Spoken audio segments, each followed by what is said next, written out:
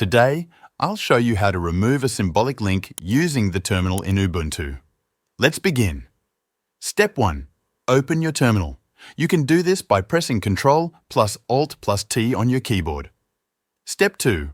Locate the symbolic link. A symbolic link is like a shortcut to a file or folder.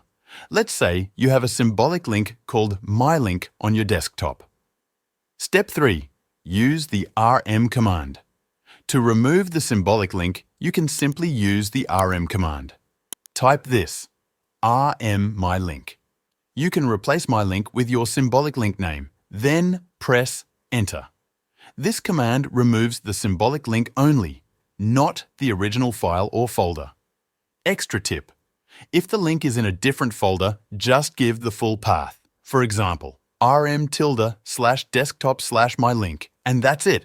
You have now removed a symbolic link using the terminal. Thanks for watching this video.